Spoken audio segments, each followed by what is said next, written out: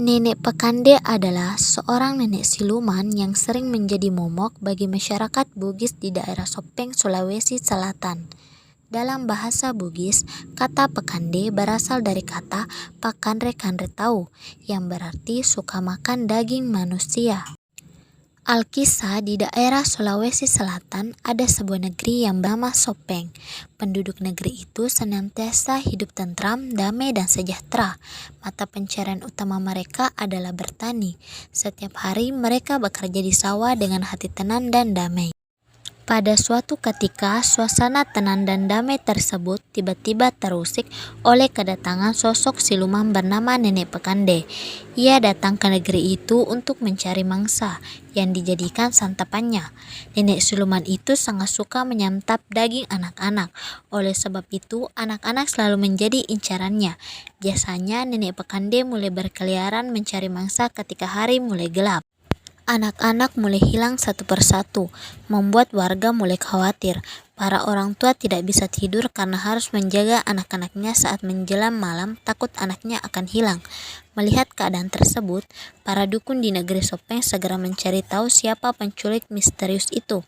Dengan ilmu yang dimiliki, akhirnya mereka berhasil mengetahuinya. Berita tersebut kemudian mereka sampaikan kepada seluruh warga bahwa pelaku penculikan itu adalah Nenek Pakande.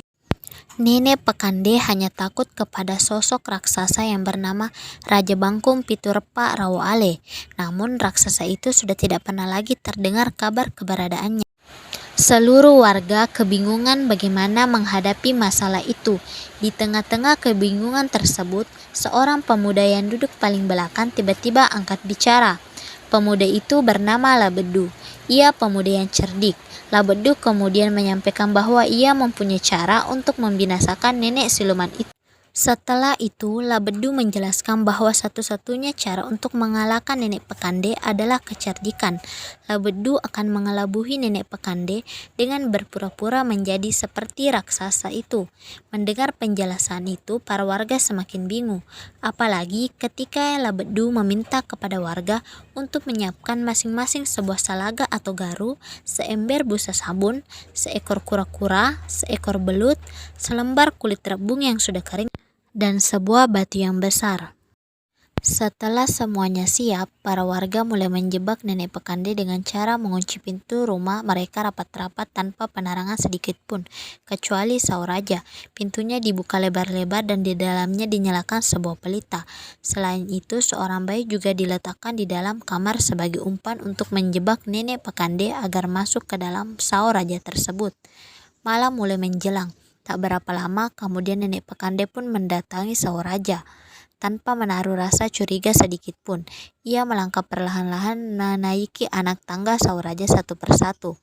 Saat berada di depan pintu, indera penciumannya langsung merasakan bau bayi yang sangat menyengat. Nenek siluman itu pun langsung masuk ke dalam Sauraja.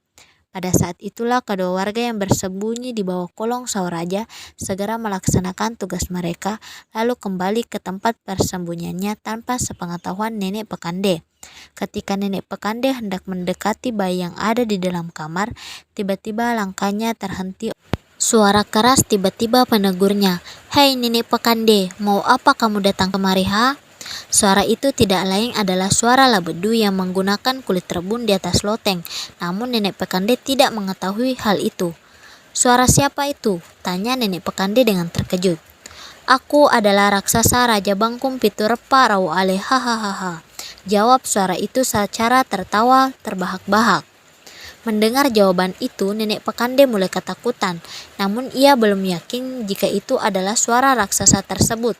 "Apa buktinya jika engkau adalah Raja Bangkum Piturepa Rawale?" tanya Nenek Pakande. Labedu yang berada di atas loteng segera menumpahkan busa sabun dari embernya tepat di depan Nenek Pakande. Alangkah terkejutnya perempuan siluman itu karena mengira busa sabun tersebut adalah air ludah raksasa itu. "Bagaimana Nenek Pekande? Apa kamu masih meragukan diriku?" tanya suara itu. "Bukti apa lagi yang bisa kamu tunjukkan padaku?" Nenek Pekande balik bertanya.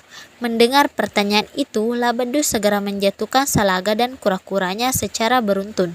Melihat kedua benda tersebut, Nenek Pekande langsung lari tunggang-langgang karena ketakutan. Ia mengira kedua benda tersebut adalah sisir dan kutu milik raksasa itu. Begitu ia melewati pintu Sauraja, kakinya menginjak belut yang diletakkan di tempat itu, hingga terpeleset dan akhirnya jatuh berguling-guling di tangga. Saat sampai di tanah, kepalanya terbentur pada batu yang besar. Meskipun terluka parah, Nenek Pekande masih mampu berdiri dan melarikan diri entah kemana. Namun sebelum meninggalkan negeri itu, ia sempat berpesan kepada seluruh warga bahwa kelak ia akan kembali memangsa anak-anak mereka. Oleh sebab itulah hingga kini masyarakat Sopeng sering menggunakan cerita ini untuk menakuti anak-anak agar tidak berkeliaran di luar rumah ketika hari sudah gelap.